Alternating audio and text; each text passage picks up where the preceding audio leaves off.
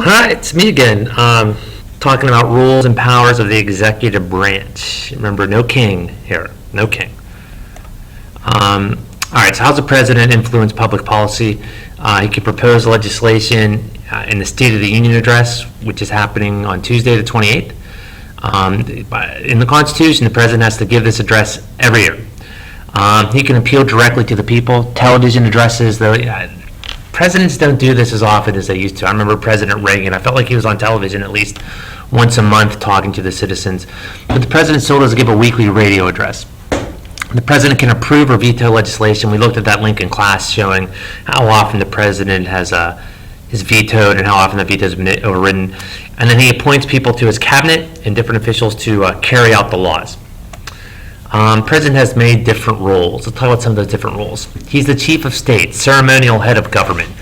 He meets with a lot of people, a lot of groups. We talked about championship teams coming into the White House, the Easter eggs on the White House lawn. So a lot of those things are very ceremonial, but they are important for the president, for the country.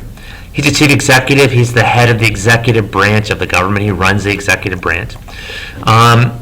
Chief legislator, he gets to propose legislation, but remember, he cannot formally propose it, introduce it. That has to be a congressman. But he can propose things that he would like to see done legislatively. He's commander-in-chief. Remember, the president does not have a military rank, but he is still in charge of our armed forces.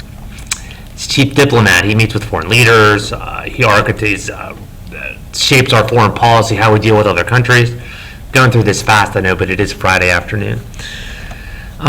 He's the chief of the party. The president's a Democrat, so he's the leader of the Democratic Party. He's out there. He'll try to help people get reelected. He helps set Democratic Party policy. And finally, he's the chief citizen. Whether you agree with him or disagree with him, he is our representative to the rest of the world. And like I said in class, I don't mind when people make fun of the president, but it upsets me when people are disrespectful to the president. All right, that's a really quick run through of the executive branch of the president's roles. Again, have a good weekend, and I will see you Monday.